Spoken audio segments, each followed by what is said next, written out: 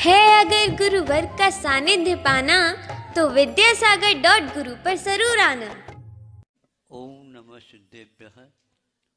ओम नमः सिद्धेभ्यः। अहिंसा परमो धर्म की आचार्य गुरुवर श्री कुंड कुंड भगवान की, आचार्य गुरुवर श्री ज्ञान सागर मुनि महाराज की जय। बोले संत शिरोमणि आचार्य गुरु विद्यासागर गुरुदेव की, बोले जयकारा गुरुदेव का।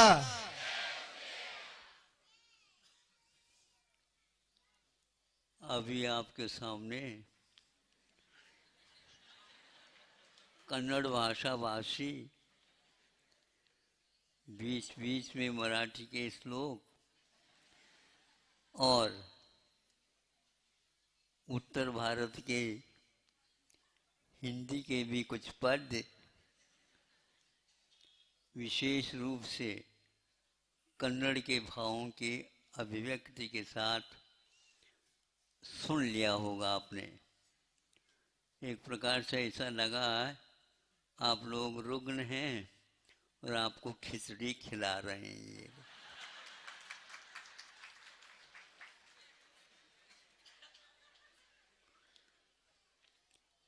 सुपाच्य होती खिचड़ी और पच भी जाता है, इसमें कोई संदेह नहीं। भारत एक प्रकार से भाषा बाहुल्य है, इसमें अनेक भाषाएं जीवित रहती हैं और यहाँ तक की कहावत है 8-10 कोस जाने के बाद भाषा बदलती है और पानी का तासीर भी बदल जाता है। इन दोनों के साथ साथ मानसिक परिणामों के ऊपर जो संस्कार होते हैं उनमें भी परिवर्तन देखने को उपलब्ध होता है। बीच में हम सोच रहे थे और कुछ तेजी के साथ बोल रहे, इसलिए मैं सोच रहा था इनकी ओर देख तो लूं। ऐसा लगा तो देखने के लिए जाऊं तो इनको डर लग गया तो वह और बड़ी गड़बड़ हो जाएगा, इसलिए देखा नहीं, लेकिन भावों के द्वारा तो देख लिया था कि थोड़े से आवाज में कमी आ जा।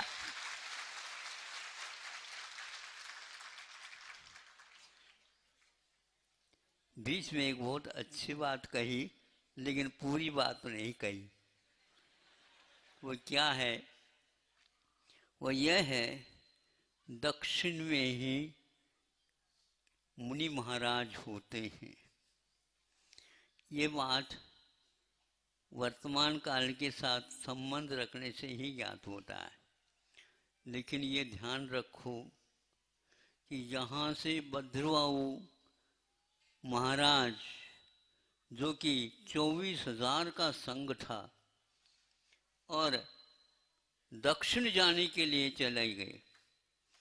दक्षिण जा करके वहाँ पर अपना निर्वाह करना उनको अशिष्ट लगा।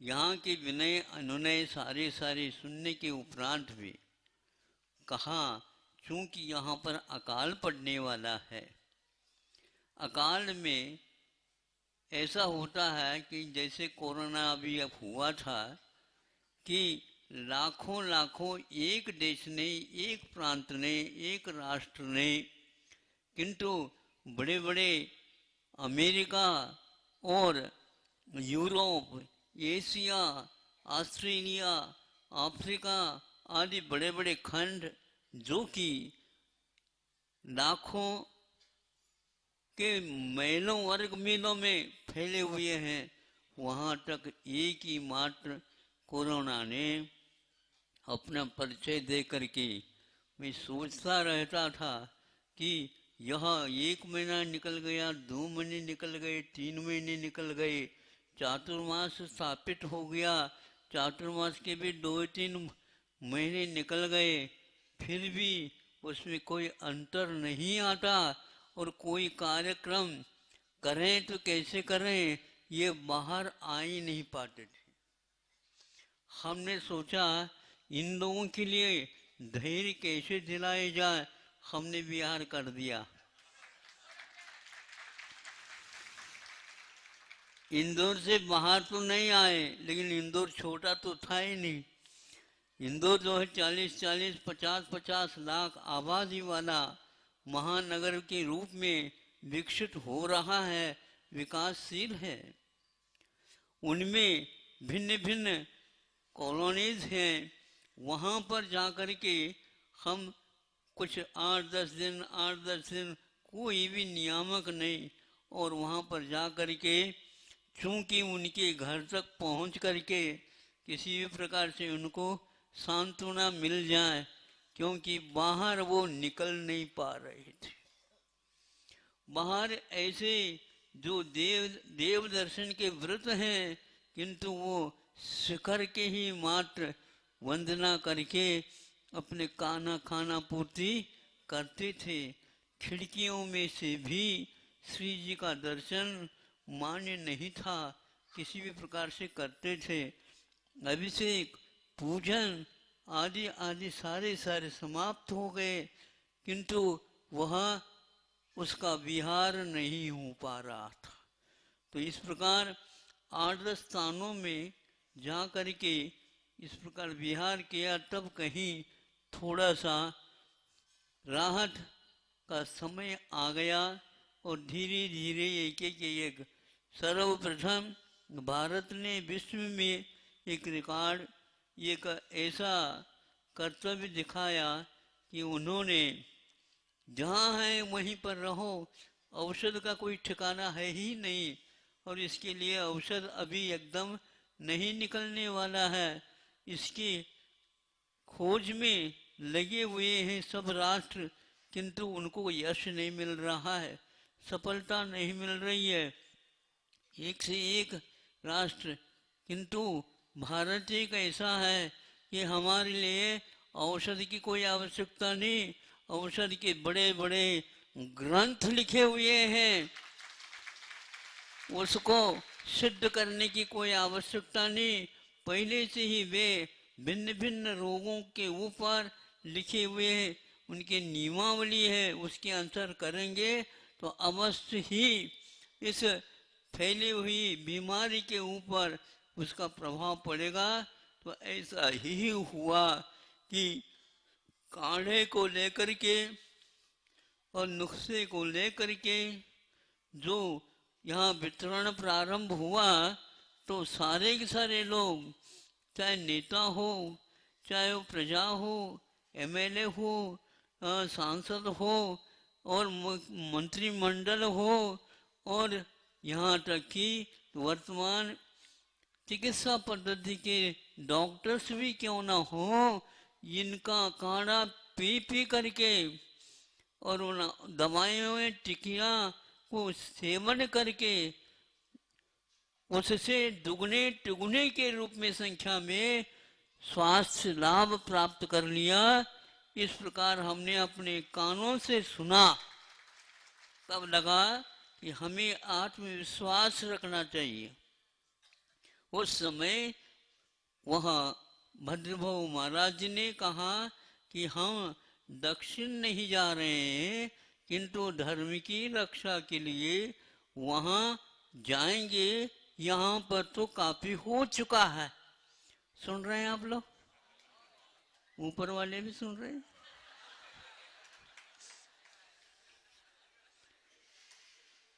तो उस समय आधा संघ 12,000 मुनि महाराजों का दक्षिण चला गया और आधा संघ यहीं पर रह गया।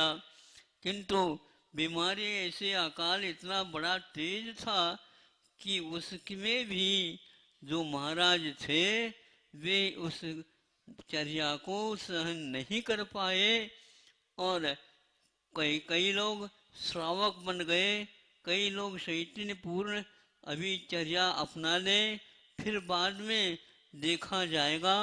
इस प्रकार सोच करके 12 वर्ष निकाला। आप 12 महीने निकालने में आपको कठिनाई का अनुभव हो रहा है। 12 वर्ष कैसा निकला?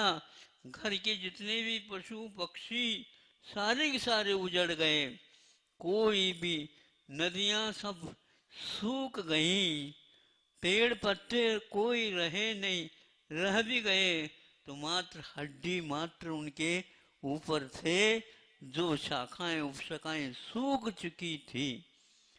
पानी कहाँ से आता होगा, पसीना तक नहीं आता था, शरीर भी सूख गया, किंतु धर्म के प्रति समर्पण भाव, धर्म के प्रति आस्था, धर्म के प्रति ये भी कहा ना, ये आप ही सब कुछ है, तंदे ताई मगरो अड़ोस पड़ोस सारे सारे। हमारे तो 50 वर्ष से भी ज़्यादा वर्ष हो गए हैं। हम धीरे धीरे एक प्रकार से कन्नड़ भाषा को भूल चुके हैं, लेकिन जैसे जैसे ये बोल रहे थे वैसे वैसे हमारे भी मन में वाक्य निर्मित हो रहे थे।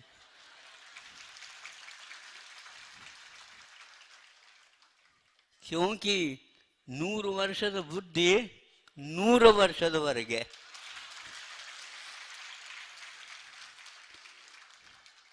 जिस बुद्धि को हम जब बिल्कुल छोटे थे उस समय उस बुद्धि को संस्कारित करने वाले यहाँ आगे जाकर के देश के लिए भी, धर्म के लिए भी, समाज के लिए भी, स्व के लिए भी और पर के लिए भी काम करेगा। मनुष्य जीवन अपने लिए नहीं, अपने वाले जो हैं उनके लिए है। मैं अपने लिए नहीं करूंगा, किंतु अपने जो कोई भी हैं जिनमें कुछ संस्कार डालेंगे तो अवश्य वह अपने समय पर काम करेंगे। इसलिए यहाँ का कर्तव्य ऐसा ही कर्तव्य है। एक छोटी सी कथा के माध्यम से, जो मैं कथाकार तो नहीं हूँ लेकिन दूसरे की कथा को थोड़े से क्या करके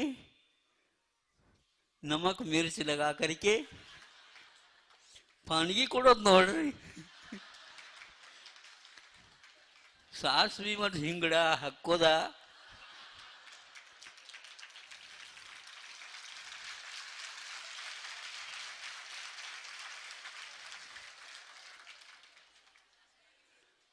तड़का बोलते हैं अब तड़का है उससे। लेकिन ये ध्यान रखो वह तड़का किसको दिया जाता है। दूध में यदि तड़का दे दे, दूध भी खराब और वह तड़का भी खराब। लेकिन यदि वह मठा है, नहीं समझे, महेरी है, फणदे अंतरो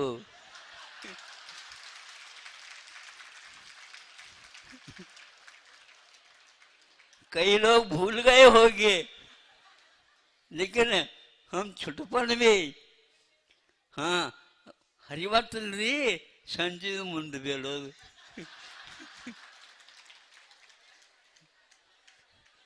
सुबह ठीक नहीं रहती मेरी, वो शाम को हो जाती है तो उसका स्वाद अलग आता है।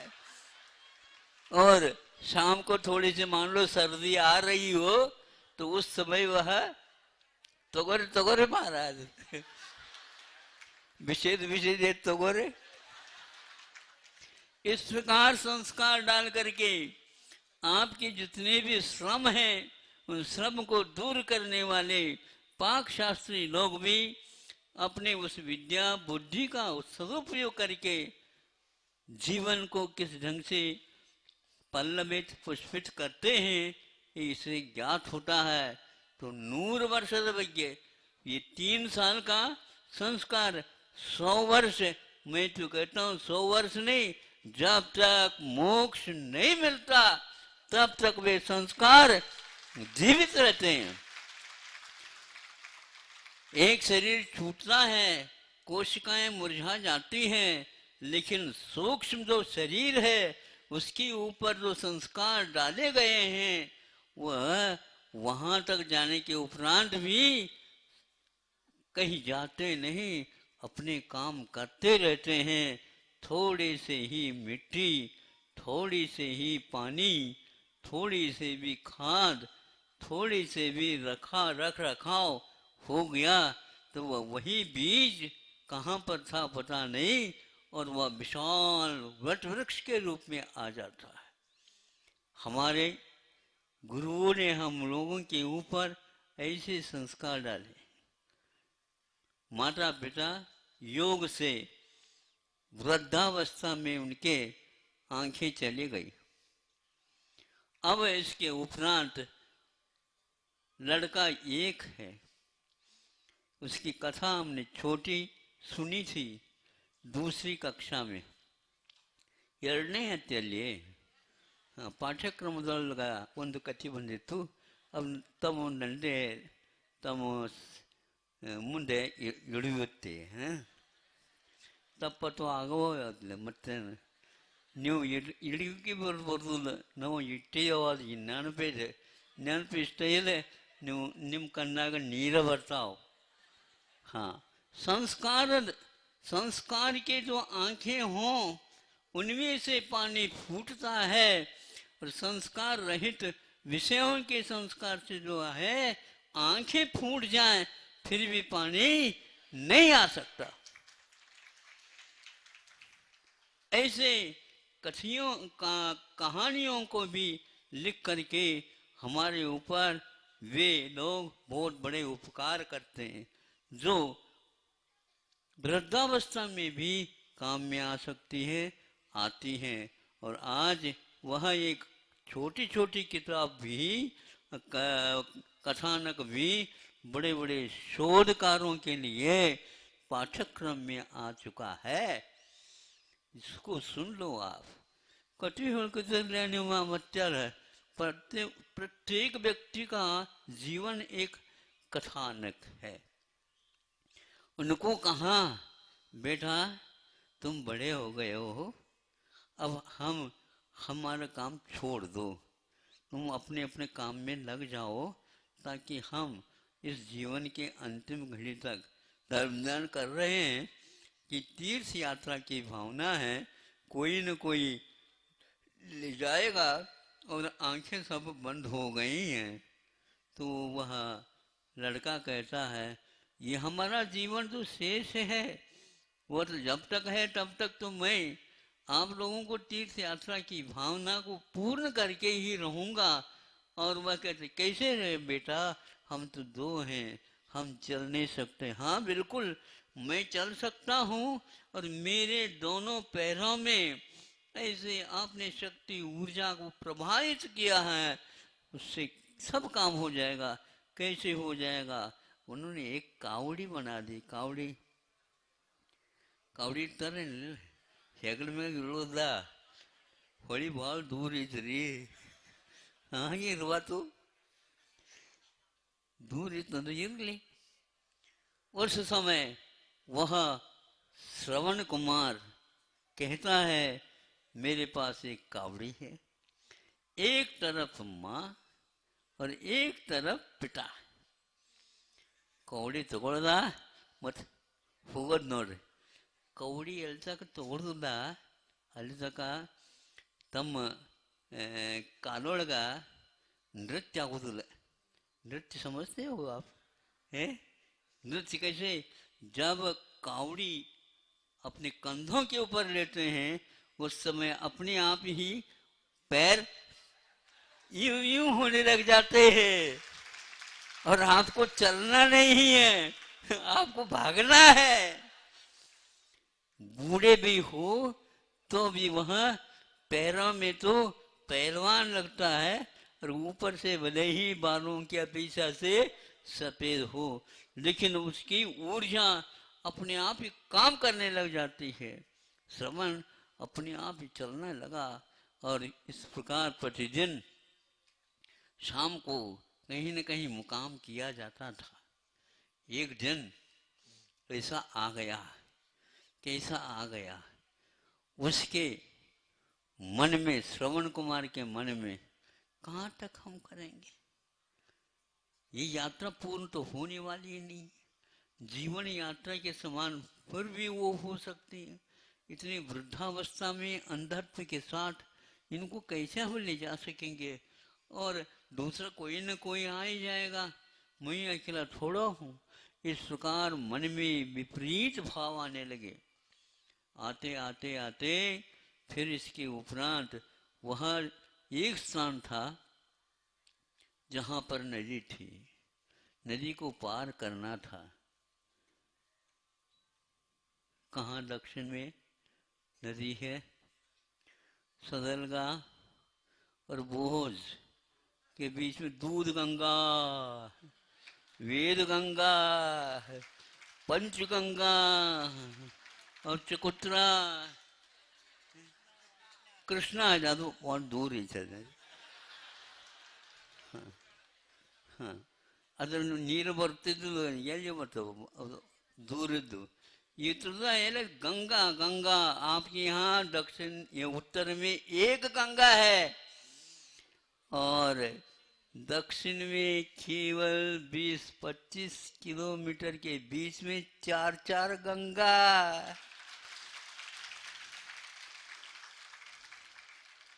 और गंगा नदी के पानी पीने के उपरांत दूध भी फीका लगता है, ध्यान रखो। ऐसे संस्कार है। तो कहता है हाँ बेटा बिल्कुल ठीक है, तुम थक गए हो, तुम्हारे पैरों में अभी काम है, दूसरा काम करो और भी तुम्हें कर, हमारा हो जाएगा। हमारा जीवन तो अब अंतिम है, अंतिम श्वास में यात्रा का विकल्प है, लेकिन वो यात्रा अपने आप हमारी हो जाएगी। जीवन यात्रा तो पूर्ण होने को है। हाँ हाँ हाँ ठीक ठीक है, लेकिन आज तो तक करूँगा मैं, कल सुबह छोड़ करके चले जाऊँगा। हाँ बेटा कोई बात नहीं, ऐसा कर दे। सुबह उठ गए तो ये नदी को पार कर ले और उस नदी के उस पार में छोर में हैं तीर में हमें छोड़ दो और तुम चले जाओ। वो बहुत गाली भी देने लगे, नदी को पार कैसे मैं करूँगा, यूं छोड़ दूंगा, नदी तो बह रही है, अब बैठे बैठे उस छोर तक पहुंच जाओगे। हाँ बेटा ऐसा ही कर ले। तो वह नदी को पार लगा करके उस तट पर गया। एक कुसंस्कारों का अध्याय समाप्त हो गया। कौन से जीवन में किस प्रकार के कर्म किए थे, संस्कार आत्मा के ऊपर पड़े थे और वो पूर्ण समाप्त हो गया। अच्छे अच्छे व्यक्ति भी उसको जब तक पार नहीं करते तब तक आत्मीयता समाप्त होती है।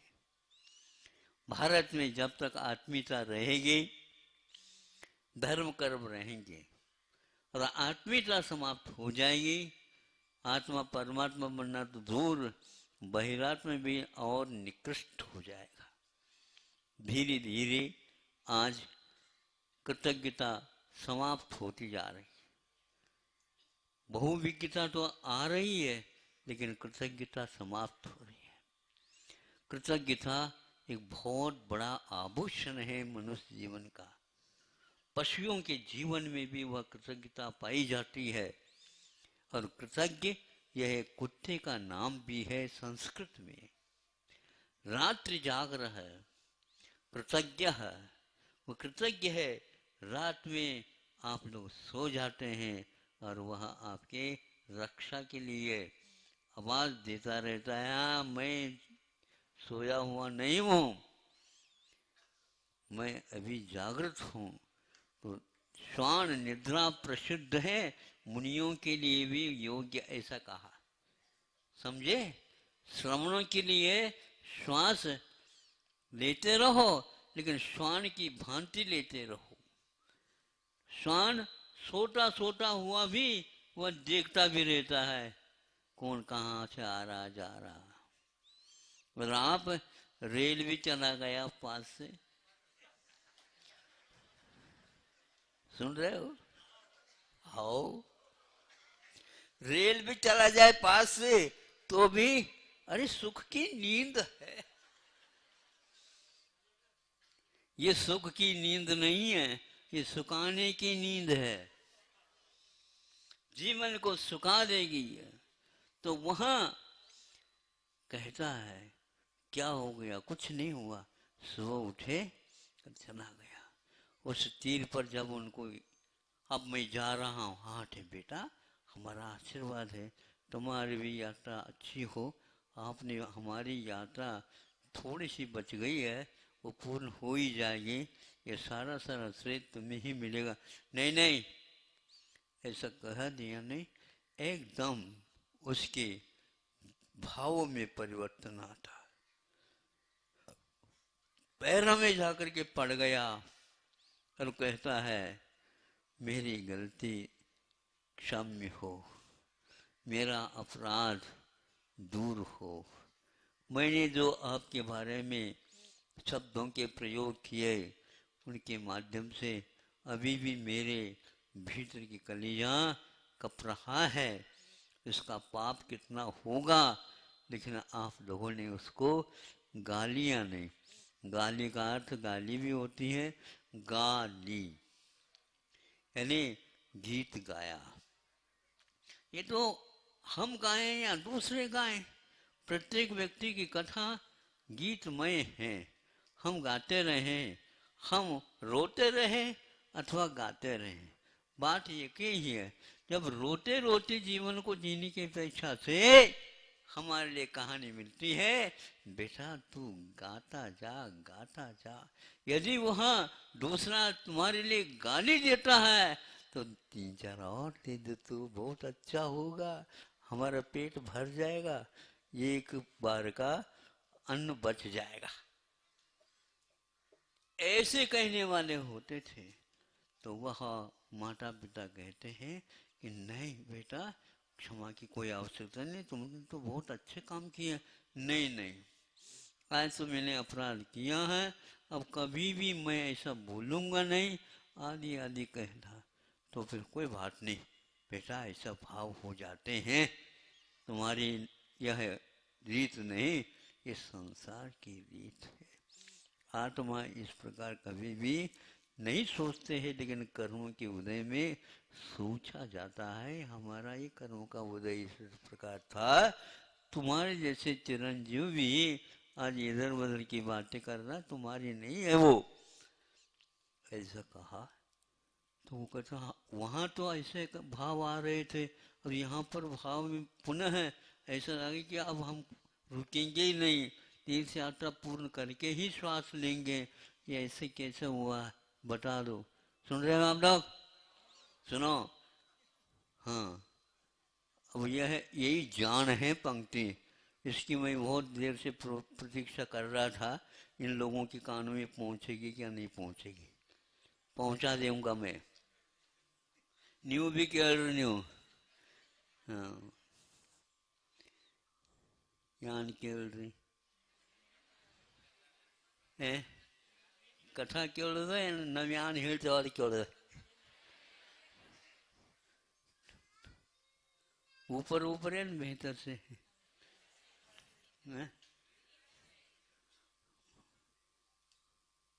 ಒಳಗಿಂದ ಹೊರಗಿಂದಿಲ್ಲ. ನೀವೇ ಹೇಳ್ರಿ ಎಷ್ಟು ನಮಗೆ ಹೊರಗಿಂದ ಮಾಡ್ತೇವೆ, ಒಳಗಿಂದ ಒಂದು ಅಂಶ ಮಾಡ್ತೇವೆ. इन्हीं लोगों ने कहा था महाराज बीच बीच में थोड़ी कन्नड़ भाषा इंग्लिश भाषा जैसे बोल लो। कितनी बार आप लोग बाहर के देश में भूलते रहते हो और भीतरी पोशाक में कभी आप बोलते ही नहीं, आंखें भीतर की खुलती नहीं। ये तो केवल दिखाने की जो आंखें हैं, ये आंखें नहीं हैं, ज्योति का नाम आंखें हैं।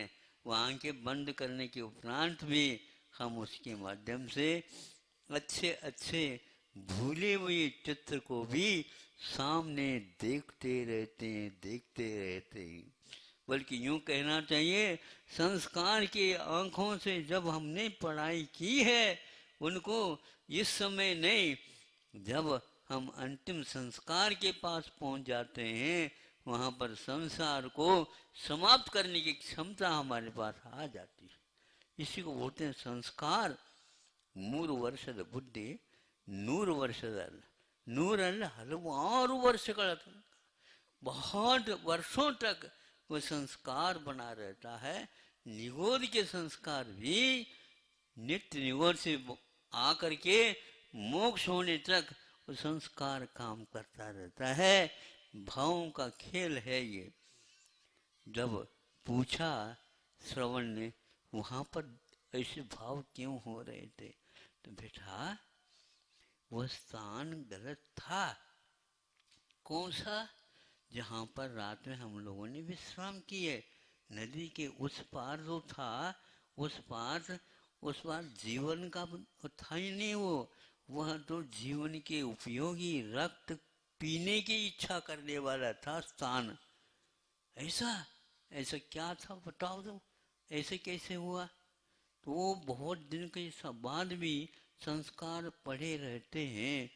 उसी स्थान में रेणुका की हत्या करने वाला परशुराम, जो अपने कंधे के ऊपर परशु रख करके जो बिल्कुल चमकता था वह रहता था।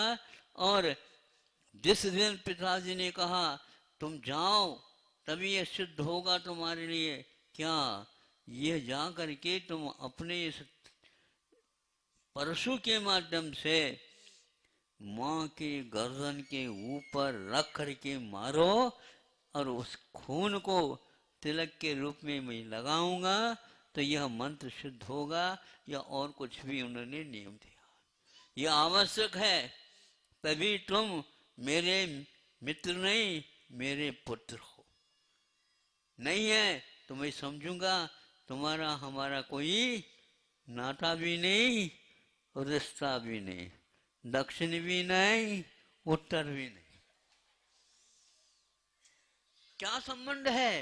ये शरीर यूं पड़ जाएगा, गिर जाएगा, आत्मा कहाँ पर चली जाती?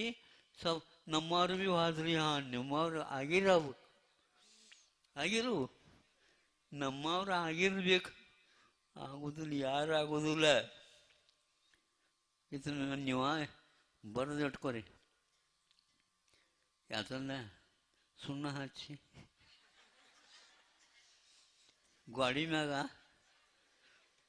ಬರೆದಿಡ್ರಿ ನೀವು. अच्छे अच्छे वाक्य लिख करके रखो, जब आप सो जाओगे तो ऊपर देख करके पढ़ोगे तब मालूम पड़ेगा कौन से गादे या बरहा। ये क्या है? सूक्तियां हैं, जिन सूक्तियों में से झरता रहता है। अर्थ को हम वहां पर साक्षात देख सकते हैं जब हम उसके निकट पहुंच जाते हैं। तो श्रवण कुमार को कहा, श्रवण कुमार ये परशुराम ने ऐसा काम किया था? हाँ, जब क्षत्रिय तो वही होता है, उसके लिए नाता रिश्ता नहीं होता है।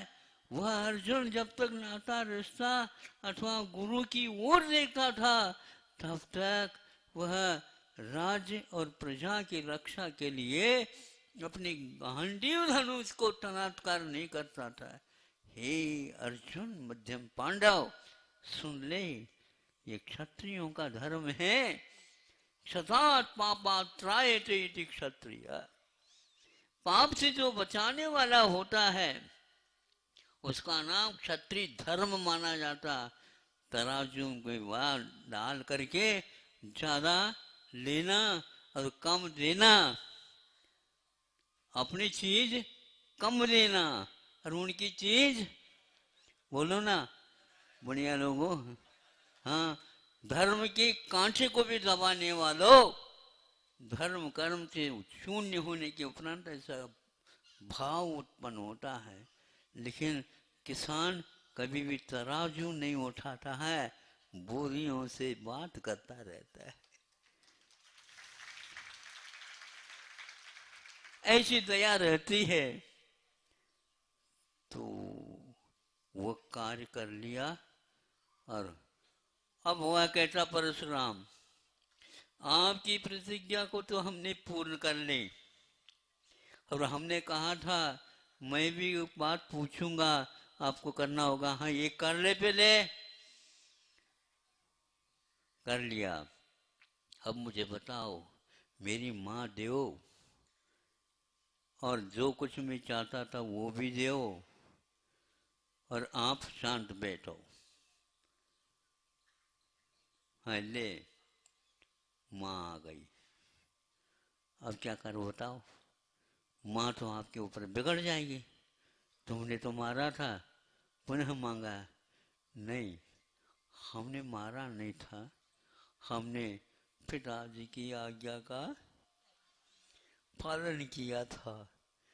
बहुत कठिन है, पिता की आज्ञा फिर भी सस्ती है, बहुत कम खर्च करने से मिल सकती है, किंतु गुरुओं की प्रतिज्ञा को पालन करना, एक भाव नहीं, दो भाव नहीं, तीन भाव नहीं, सुन रहे हो क्या? नहीं? हाँ महाराज, सुन रहे हैं। भीतर से क्या बाहर से?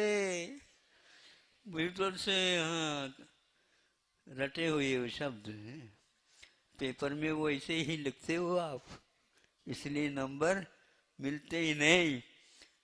दक्षिण में नंबर को गुण कहते हैं, अथवा गुण भी कहते हैं, तो अंक कहते हैं। अंक, अंक का अर्थ क्या आना थी?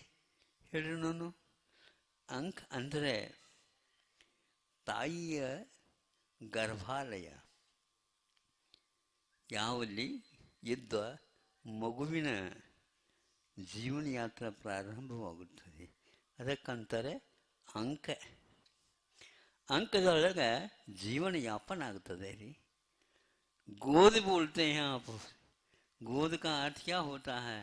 वह माँ का गोद है, वहां पर अभय हमेशा हमेशा पलता है, वहां पर मृत्यु नहीं, वहां पर जीवन हमेशा खेलता रहता है। ऐसा संस्कार। तो उसने कहा ये कैसी बात है? ही है, प्रतिज्ञा को पालन करना अपने जीवन को कुछ भी नहीं समझने के बाद ही संभव है। श्रवण कुमार इसको सुन लेता है कि ऐसा संभव है।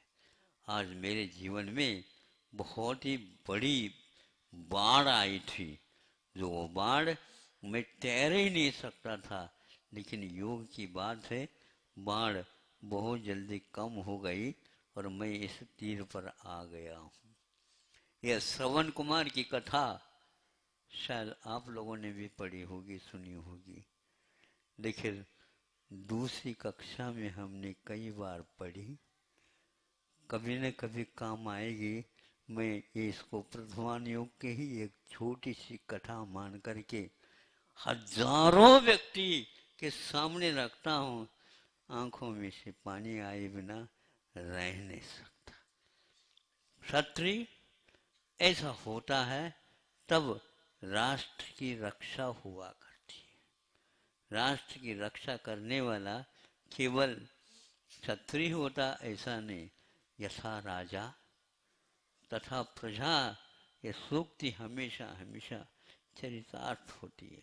अब आप लोगों के सामने भारत ही नहीं विश्व है, किंतु भारत पहले है, इसलिए कि वह बाद में उसकी हम रक्षा के लिए कटिबद्ध होंगे। पहले भारत कहाँ है ढूंढना है, क्योंकि अनेक प्रकार के सत्ता शासन आ जाते हैं तो प्रजा के ऊपर अलग प्रकार का प्रभाव पड़ता है। उन्हीं में से आप भी एक हो, किंतु उसको दूर करना अपना ही कर्तव्य होता है।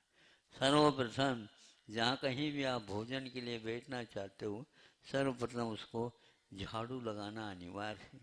जिन्होंने यहाँ पर आकर के केवल झाड़ू तो लगाए नहीं, जहाँ कहीं भी बैठ करके ऐसो आराम करने का प्रयास किया था, उसको आप लोगों को पहले झाड़ू लगाना है। झाड़ू समझते हो? कैसे कैसे समझते हो बताओ? हम जैसे कहते हैं उसके अनुसार समझो। झाड़ू का अर्थ इसका नाम नहीं है। झाड़ू का अर्थ भूत को दूर करना। नहीं समझे? हाँ, किसी को भूत लग गया, आ जाओ उतार देते हैं, आ जाओ। भूत उतार दूंगा, ध्यान रखो। आंखें को देख लो, आंखें की ओर। वो कैसे आंखें बना दे, तुम्हारे भूत को उतार दूंगा। अपने आप समझ में आ जाते हैं। इसलिए आपको भूत को उतारने के लिए गुरुओं को भी नियुक्त किया जाता है। सुन रहे हो? उतारे रहेंगे हम, ध्यान रखना। जो पहले बैठेगा उसका पहले उतरेगा। जो दूर बैठा है वो भागो नहीं, हम अपनी सेना भेज देंगे, उसको उतार करके ही रहेंगे, क्योंकि हमने प्रतिज्ञा दी है। मतलब आपने पहले ही कहा था भूत को उतारो, हमारा उतरता नहीं। वो कैसा नहीं उतरता?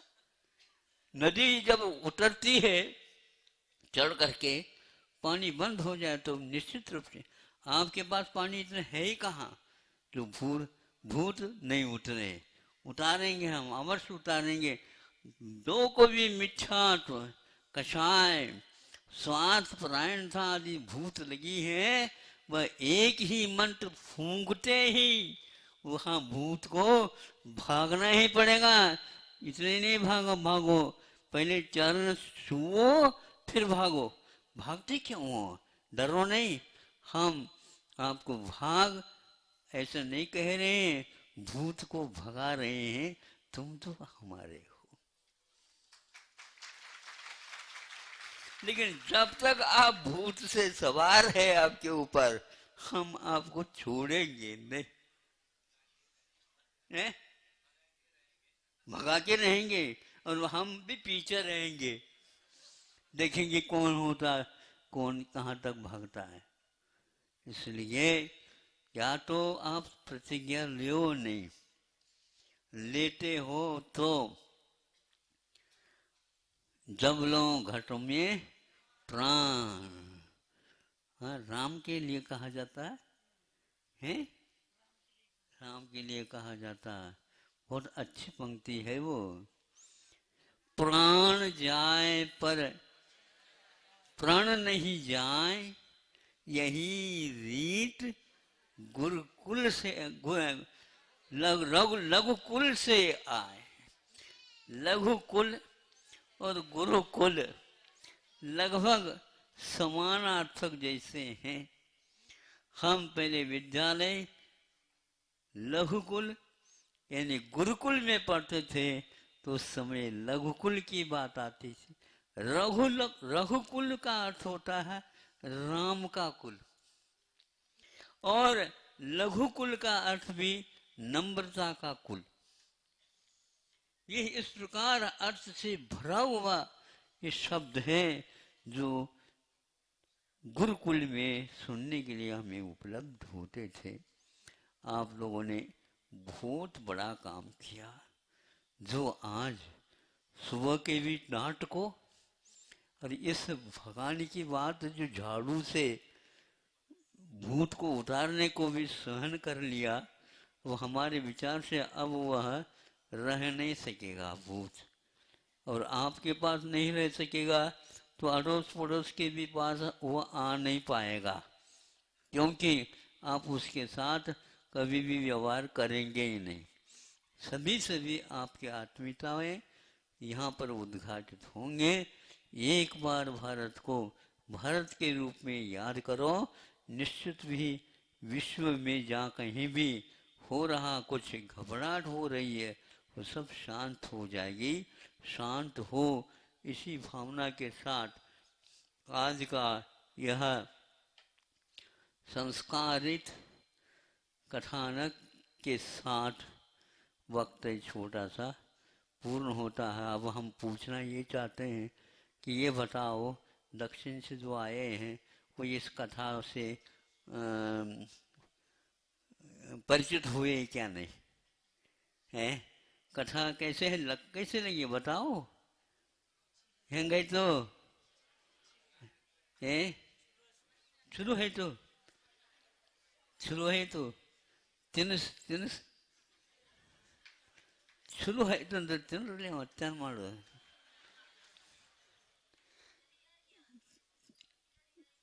मटन छेड़ ले इतना पचाओ ना ये तो पचने दो अभी अभी बचेगा.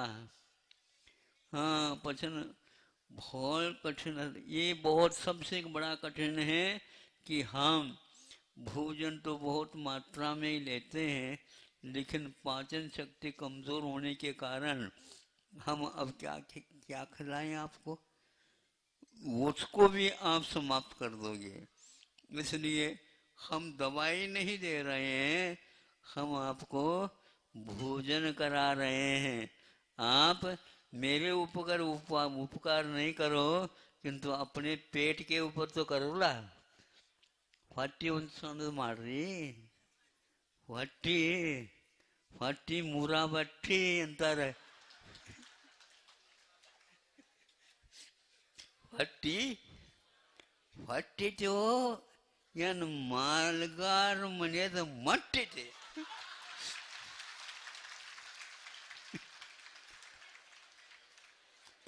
आप लोगों की कृपा से पहले 100 ವರ್ಷದ ಬುದ್ಧಿ 100 ವರ್ಷದವರೆಗೆ ನಾವು ಮುಖ ಮಾಟ ಮಾಡಿಲ್ಲ. ಆದರೆ ತಮ್ಮ ಸಂಯೋಗದಿಂದ ಇದು ಅಲ್ಲದ मालगार मट्टी फट्टी मालगार मट्टी जी माली लोग आते हैं ना सुबह सुबह साग सब्जी भाजी पाला हाँ कांदा लहसुन कोतमीर है बोलते नहीं है क्या बोलते हैं तो ये वो लेकर के आते हैं और उसको सुन करके कई लोग उठते हैं जल्दी जल्दी भैया भाजी पाला को खरीदो. तो उसी प्रकार हमने आपके लिए भोजन दिया है दवाई नहीं.